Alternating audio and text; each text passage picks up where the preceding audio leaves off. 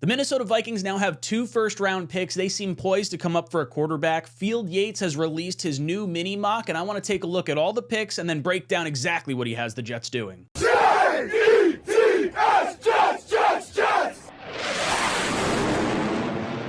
All right, so today we're going to be going over Field Yates' mini mock post-Minnesota Vikings trade. The Vikings have 2 first-round picks now, which implies they're going to be jumping up from that number 11 pick to go get their new future signal caller now that Kirk Cousins has moved on to Atlanta.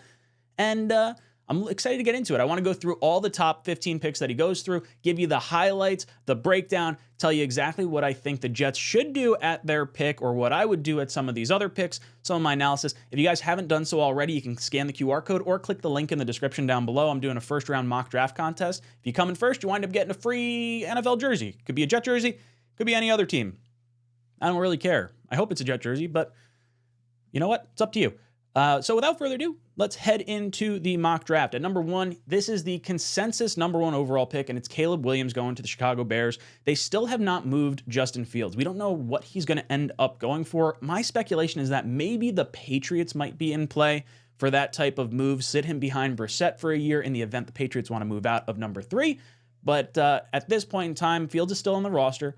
He does still have them going Caleb Williams number 1 overall, and I don't love this pick, I'll be honest. I think that Caleb Williams has shown a little bit of like arrogance, the whole not doing any workouts at the combine and just, telling people, hey, I have all this tape, you can go look at that, I don't have to do the medicals. It just feels like there's an arrogance about him that I don't know if it's going to play in the NFL, in an NFL locker room. And some of the comments that he's made in the past about, or maybe rumored comments that were made in the past, and that's probably a poor way to give an analysis on this, but with some of the rumblings of him not necessarily wanting to go to Chicago, I don't know if that's the move the fan base necessarily wants to see over there. But who knows? You know what? He's an athletic specimen, really good arm, plays off script, so hopefully he can play within an offense. Has not played under center. That might be an issue in the NFL. And he doesn't win against winning organizations, winning teams. He's got a pretty poor record against winning teams. So does that change? Obviously, football is a team game, but the quarterback plays the biggest part of that entire thing. But he's got a ton of weapons up at the top of the draft. And with the Bears, fans probably maybe thinking a little bit of a trade down, Marvin Harrison Jr. type scenario if they wanted to go with Justin Fields. Unfortunately, the trade for Keenan Allen probably wipes that off the table. Caleb Williams going number 1 overall to the Chicago Bears. At number 2, this is my favorite quarterback in the draft, and that's Jaden Daniels going number 2 to Washington. They just traded Howell over to Seattle. And the popular pick has kind of been Drake May, and they were roommates in college, and they were going to go there, air raid offense. But Jaden Daniels has some crazy upside. 6'4" at 210 pounds. He's going to be able to add some weight to that frame, but he's got to learn not to take the hits. He took a lot of really big shots in college, and I feel like that's not going to play well in the NFL when you start having linebackers and safeties grilling down on you. So if you can slide and get out of bounds, you'll preserve your career a little bit longer. Heisman Trophy winner goes to Washington and is I feel like he's going to be set up for success down there. That's going to be really fun. The Washington fans going to have maybe some shades of the number 2 overall pick being RG3, but this is a really fun player, and I think they'll be very happy with getting Jaden Daniels there. At number 3, Patriots take Drake May, quarterback out of UNC. Now, they do have Jacoby Brissett that they brought in on a short-term contract, so he's going to be the bridge. May is not going to have to start right away, or at least he's going to have to compete with Brissett if he wants to start. I love Brissett as a backup.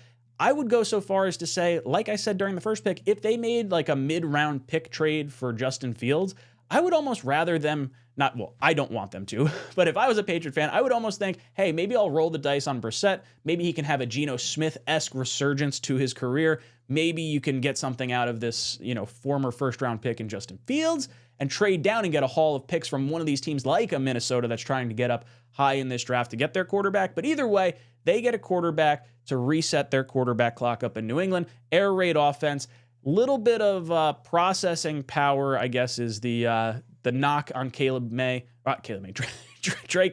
at this point in his draft process. But hey, you know what? I'm just happy it's not Jaden Daniels, I'll be honest. Number 4, Cardinals go with the first non-quarterback off the board, and this is Marvin Harrison Jr. There were rumors that they may want to trade out, so I would look here for the Vikings to possibly move all the way up to 4, just because the Broncos and the Raiders both may be looking to come up for a quarterback, and the Chargers aren't going to trade with their division rivals. So I think both those teams are going to try and convince the Cardinals to move down, but it's a matter of, do the Cardinals want Marvin Harrison Jr. so much that whatever group of picks is offered up at number 4, they would be willing to turn down. Marvin Harrison Jr. is considered that generational talent at wide receiver. And you know what? I think it is going to be the pick if the Cardinals are going to stay and make the selection. So they don't have him, or Yates doesn't have them trading out. He has them making the selection. And I love me some legacy talent. Marvin Harrison, great wide receiver. Son, going to be a great receiver. Basically trained since birth on how to be a good receiver. So I've always liked that kind of legacy addition. Vikings come in. This is where their trade up comes into play. Number 5 with the LA Chargers to come up and get J.J. McCarthy. If you had told me 2 months ago that J.J. McCarthy would go in the top 10, I would have laughed. I would have laughed right off into the sunset. I would have said there's no way that's happening. He's a late first-round pick at best, and here we are. You know what? There's a lot of hype around the quarterbacks. Quarterback's a rare position in the NFL. There's only 32 of them. And honestly, there's probably not even 32 starting quarterbacks because teams are always looking for new ones. Now, J.J. McCarthy did not run a lot of passing concepts down at Michigan. A lot of this offense ran through the running game and through the short yardage game. So can he operate, with a little bit more expanded role, a little bit more pressure on him? He's a winner, 25-1 as a starter. I think you got to be pretty happy with that when you see success at the college ranks, let alone going in and winning a national championship and coming into the draft and being the number 5 overall pick. I'm sure Harbaugh is going to be pretty pumped up and maybe willing to take a teeny bit less to make sure his quarterback gets into the top 5 to kind of boost his little pedigree and resume over there. But J.J. McCarthy, look, not upset with this pick. I think it makes sense. We've been saying 4 quarterbacks going in the top 10 of this draft for a while now, and Chargers are the ones that move back after trading Keenan Allen away. Now, I do think if the Cardinals move out, I think this pick is probably going to be Marvin Harrison Jr. because they no longer have Mike Williams or Keenan Allen on that team, and they're going to be looking for some weapons here. So, number 5, J.J. McCarthy off the board, which means the Giants not going with quarterback. They're going to be going with wide receiver Malik Neighbors out of LSU, probably the number 1 wide receiver in any other draft class. This guy is really, really talented. 1,500 yards, 14 touchdowns this past year. He was a Biletnikoff finalist, has over 1,700 snaps in college, 46% of those out wide. He was playing 54% in the slot, so you can really move this guy all over the place. This guy was absolutely electric, 40-inch vertical, will be able to do everything you want in an NFL offense. Now, do the Giants consider moving up? Maybe the Patriots, the Daboll Patriot connection, maybe there's something there if they want to come up. They did tell Drew Lock he'd be competing for a starting job. I think they're kind of locked into Daniel Jones for at least one more season with Lock competing. So I think they're going to punt on quarterback this year and reassess after the season. And this is a great building block for them moving forward. At number 7, the first offensive tackle comes off the board. This is a heartbreaker for Jet fans. Joe Alt coming off the board to the Titans. Obviously, with them signing Calvin Ridley, the hope of them going wide receiver is probably all but gone here to try and help their young quarterback. And they just released Andre Dillard, who probably would not have prevented an offensive line pick in the first round anyway. But, there was maybe a little bit of hope there still. So, Titans protect their young signal caller, get the best offensive lineman in the class. Joe Alt is an absolute freak. 4 sacks, 24 pressures, and 4 penalties over the course of his career, and over 2,200 snaps at left tackle. This guy is a first-team All-American. You cannot be upset with this pick. I'm sure Titans fans will be giddy if this is the selection on draft day. At number 8, you've got the Atlanta Falcons. Raheem Morris gets his top defensive player. Defensive-minded head coach selects his first statement pick in his first draft with a defensive player here at Dallas Turner. He's able to cover running backs, able to cover tight ends coming out of the backfield and onto the flat, and he's able to rush the passer. So this is kind of an all-in-one package type player here. With the addition of Kirk Cousins, there is no reason to really go offense at this point in time. You've got a wide receiver, you've got a running back, you've got a tight end. Build that defense up the right way. He can rush from both a 2-point and 3-point stance. I like Dallas Turner here. We've kind of been penciling them in for defensive player, assuming quarterback was not going to be the pick for a while now. So this makes all the sense in the world to me. At number 9, I would think the Bears would not be going with a wide receiver because they have DJ Moore and they have Keenan Allen now, but Field Yates has them going with Rome Odunze, the wide receiver out of Washington. I really like him. First in contested catches, first in deep ball catches, 1,500 yards last year and 13 touchdowns. This guy is an absolute stud. If he somehow shakes past the Bears, I would be very high on the New York Jets making this their selection. Now, as far as the Bears go, I don't think they would make the wide receiver pick in a deep wide receiver class this early. I feel like if I were them, I would be going either an offensive tackle or some type of defensive player to kind of round out your roster a little bit more. I don't know, like, if you want to devote that many resources to weapons when, you only have one football to pass around to everyone. So I don't know. Wide receiver 3 and number 9 feels like a little bit of a reach here. But I like 𝐂𝐿𝐷𝐄𝐄 a lot. I think he's worthy of the selection. I just don't know if the Bears would make that. Maybe a trade down makes a little more sense for them. At number 10, he has the New York Jets getting their new left tackle. This is going to be our new 𝐷eShaun Ferguson, Olu Fashanu, out of Penn State. He has 1,300 snaps at left tackle. He is an elite pass blocker. Needs a little work on the run blocking game, but it's not bad by any stretch of the imagination. He was a team captain at Penn State. 5 career penalties, and had the 58th hardest strength of schedule over the season. So somewhere like kind of right in the middle as far as strength of schedule goes for the top tackles in this class. And look, if the Jets decide to make this pick, I'm going to be tickled pink because now you've got Fashanu as your left tackle. You've got Simpson as your left guard. You have Tippmann as your center, AVT as your right guard, and then you have Morgan Moses as your right tackle. Maybe bring in a little Bakhtiari at some point later in the offseason. Maybe there's a learning curve, a grooming opportunity for an Olu Fashanu.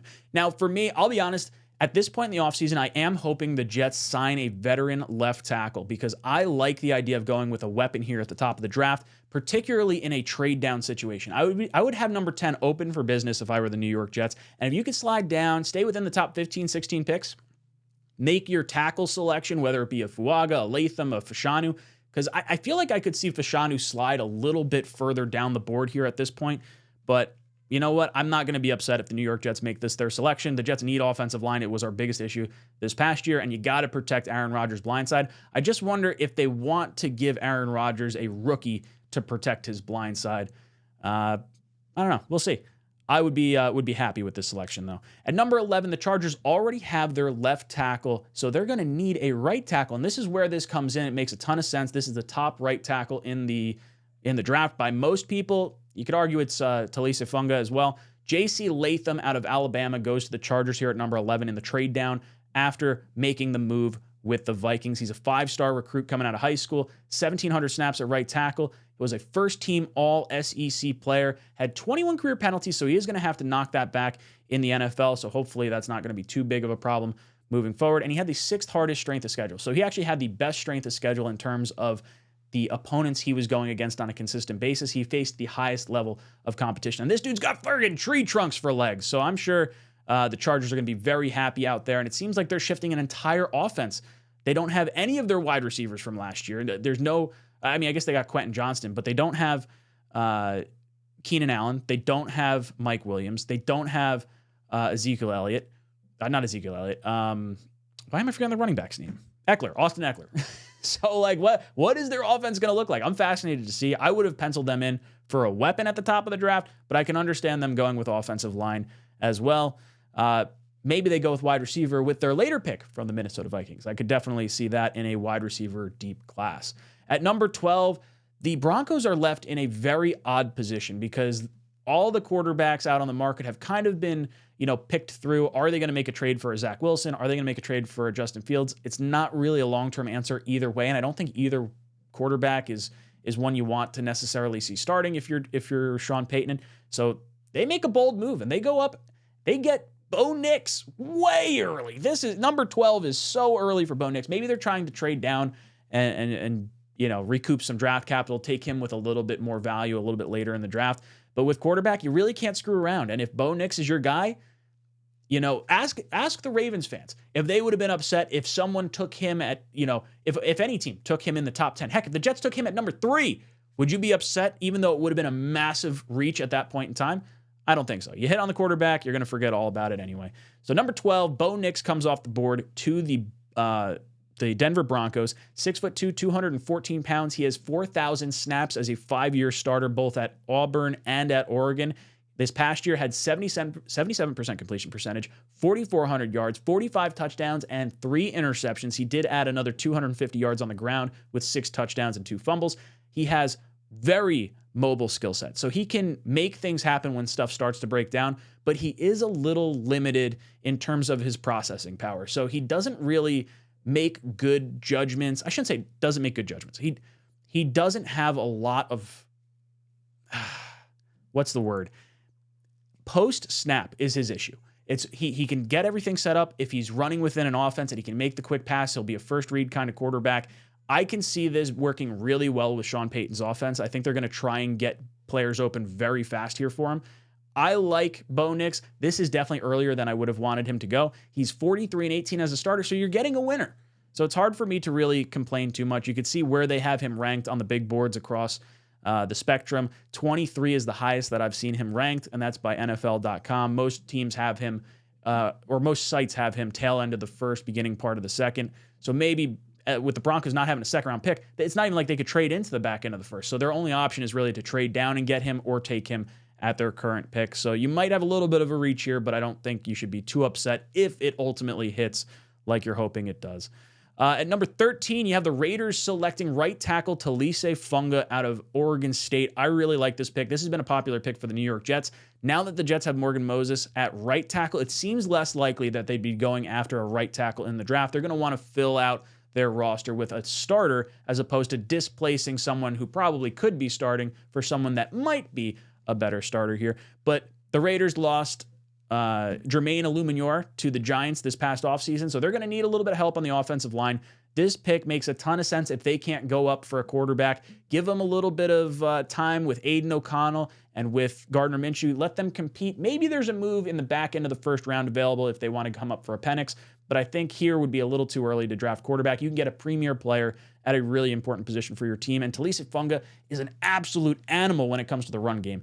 You will not be upset with this type of selection, and he only has 12 career penalties in his collegiate career. Dominated the Senior Bowl. This guy has hit all the marks, maybe a little bit lacking in the arm length size. He did measure under 34-inch arms, which is usually the standard for offensive tackles in the NFL, so maybe there's a situation where you feel like you might have to bump him inside, but I think he could be a day one starter, and you would be very happy with this. At number 14, he has the Saints selecting left tackle Troy Fautanu. Now, this has been a player that has slowly creeped up draft boards, and I think since his combine where he tested and he had over 34-inch arms, like I just noted, the mark for offensive tackles, I think more people are going to see him as an actual tackle in the NFL with guard flexibility. And with the Saints, Ryan Ramczyk has restructured his contract, but his knees have been struggling a little bit. So I do think offensive line is going to be in their wheelhouse. So someone that provides maybe a little bit of positional flexibility might be the way to go right now until you figure out what your offensive line is going to look like. I really like this. 6'4", 320 pounds, has over 2,000 snaps at left tackle. He is first team all Pac-12, and he is a mauling run blocker, just looking to annihilate people. It is so much fun to watch him play. He's had 3 sacks, 43 pressures, and 16 penalties given up over the course of 4 years. So pretty happy with what you've gotten out of Troy Fautanu here. I think you can. I think Saints fans should be very happy with this type of selection here at number 14. Then at number 15, he has the Colts taking the top cornerback off the board, Terrion Arnold out of Alabama. This guy has been an absolute stud.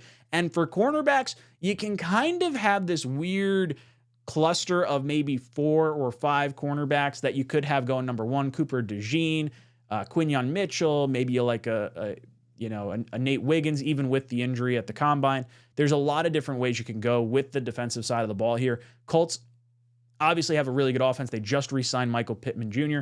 They have a lot of hope on that side of the ball, especially you got Joe Flacco leading the way with recovering Anthony Richardson. I think there's a lot of upside here in Indianapolis, and going with the defensive side of the ball might not be the worst decision here. 6 foot tall, nearly 1,400 snaps at cornerback, 51.9% completion percentage when targeted, has only given up 2 touchdowns, 5 interceptions, and has had 13 pass breakups. Really good at mirroring wide receivers, great lateral agility. You could tell he's good at tracking the ball in the air because of the amount of pass breakups he has and interceptions that he has when he is thrown that direction. Only 7 penalties over the course of the last 2 years, so he's not providing extra yardage down the field for you. He's not getting holding penalties. He's not getting, upset and causing stupid penalties, anything like that. So you're getting a technically sound and disciplined corner here for the Indianapolis Colts. I think they could be very happy with that selection. Overall, I do like Field Yates' mock draft. Now, I would say my biggest knocks on this is the Bears pick at number 9 and how that could impact the draft. Because that number 9 pick, if it's not wide receiver, if it's a trade out, or if it's a different position, then it shakes up what the Jets could do, and it might shake up a few more picks down below that. But I'm happy with the Jets taking Fanu here, getting their star left tackle to be the bookend for their offensive line for this year. Guys, let me know your thoughts of Field Yates' mini mock draft. Is there a pick you would like to see the Jets make at that selection? We didn't see Brock Bowers go. Brock Bowers falling out of the top 15 here. Maybe that was your selection. Maybe you wanted to see a different tackle. Maybe you wanted to see a wide receiver. Let me know in the comment section down below. And as always, go Jets. Thank you guys so much for hitting the like and subscribe button on these videos. It goes a long way towards growing the channel. And then occasionally I get sponsors like this. So if you want to help support the sponsor of the channel, or maybe just get yourself some cool gear or some good discounts, you can click the link in the description down below. Today's sponsor, 𝐻𝐿𝐼, is going to give you 25% off your order using promo code JetsTalk. Link in the description down below. They've got gummies, THC syrup, THC seltzers. I just discovered these things. They are incredible. As someone who has been trying to cut down a little bit of their alcohol consumption and not, maybe feel as crummy the next day, this has been a godsend for me. Keep me nice and calm, cool, and collected, especially with all the hurdles that our Jets throw our way and all the headaches that we got to deal with as fans. So if you guys want to help support the channel, maybe get yourself a little bit of a discount as well. Support the sponsor of the channel, 𝐀𝐿𝐼. Thank you so much for watching the show.